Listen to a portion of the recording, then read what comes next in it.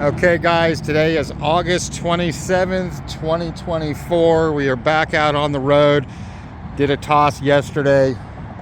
Not a good result. There were 6 birds. 2 of the ones that were quite heavy that I really didn't have high hopes for. Didn't make it as of today. One of the birds that was with me yesterday only came in today, this morning from that distance. So we ended up leaving that bird at home. And one of the ones that I was having a problem with going into the loft because of the feral cats is back on the team now. So we are at 12.3 miles today. We are doubling the distance. This is what we call Twin Bridges. We are right off of I-5, I've decided. The video yesterday wasn't that great. Quality was pretty low. But I've decided to fly from the gap this time. Instead of going down the dog leg last year, we're pretty sure the birds, even though we trained on the dog leg, we're pretty sure they were coming back from I-5. So we came out I-5 and we think they follow this corridor. So we are 12.3 miles from the loft, jumping out a bit, tough terrain. We are in the hills now, as you can see. Everything here is brush country and hills. So in theory, they're gonna funnel down through the river valley and follow it back into the loft. That's the theory, but kind of tough stuff. So I'm right here before the next station. I'm gonna jump over the city of Gold Hill because of the major magnetic anomaly there. Everybody has problems there due to the hawks, and we think because of the magnetic anomaly. So had a major bad toss there 2 years ago where I lost 9 birds out of 11, and I only had 2 back. I've still only got 1. He's in the stock loft. He was the guy who came back with the big hole in him from that toss.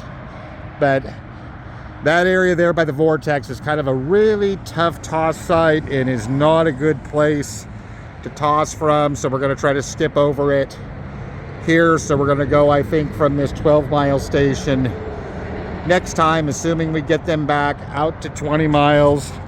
Little bit of traffic, so we're gonna get on the way here. So there go all 4 toward I-5.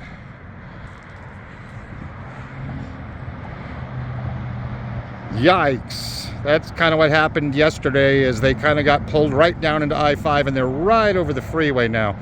And that happened yesterday. They almost slammed into a tanker truck yesterday, and I think that may be where one of my losses yesterday come from. So they are on the way. Looks like they went down the river valley the way they should. So we're gonna race back to the loft. Another close call, tossing within a short distance of I-5, but this is kind of the hand we're dealt, that we have these highway side roads run across the base of the hills, usually within about a quarter mile of I-5, and then we've kind of only got these open areas right here along I-5. So tossing next to I-5 and these lines, unfortunately, is kind of the hand we're dealt. And 2 tosses in a row now, real spooky right around I-5 because the birds, it's like they're getting pulled into it. Not sure what that's about, but we'll head back to the loft and see what happens. So I am back, but no birds back yet. So we will see what happens. Some of them are a little heavy, so I mean, I do expect shorter times, but we'll see what happens. Hopefully we get them back. If not, it just means that they've been cut up in the hills, which seems to happen to a lot of them. That a lot of them just can't handle flying through this terrain, and it doesn't seem to almost matter what. At least with the bloodlines I've worked with, it doesn't seem to matter. Most of these that are flying in this group on this toss are Hubans. There's 1 black widow. On the last toss, there were 2 kittle-blooded birds. Neither one of them made it. So we will see what happens. But so far, nobody is back of this group. So we'll see. So we've got 2 birds back. I've got the red check back. This blue bar just came in. These 2 were apparently together from what I can see. Not sure which blue bar that is. So there's 2 of the 4. Just a matter of waiting on the other two. So it is here in the evening.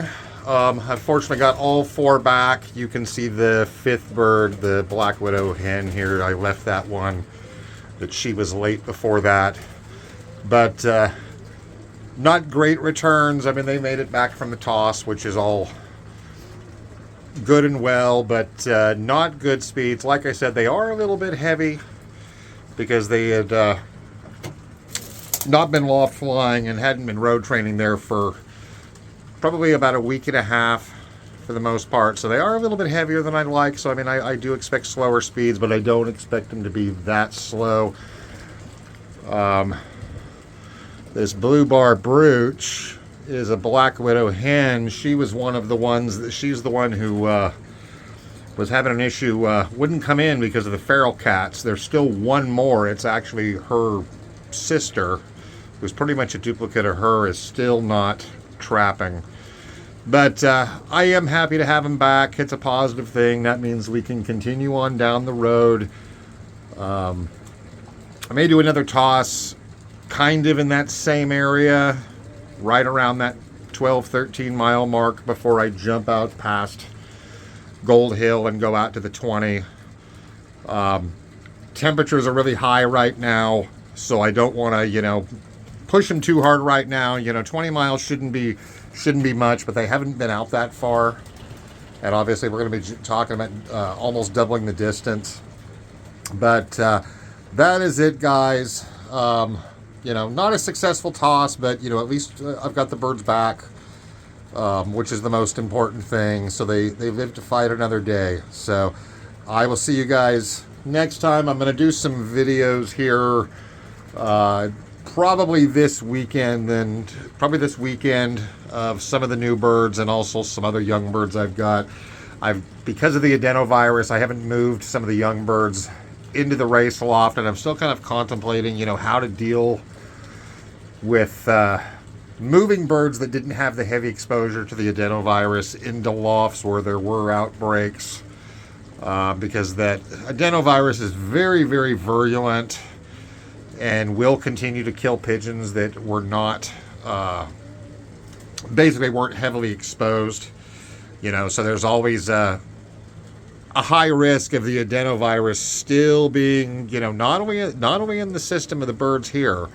There could still be some shedding going on, even though it's been a few months now, but also still contamination in the wood.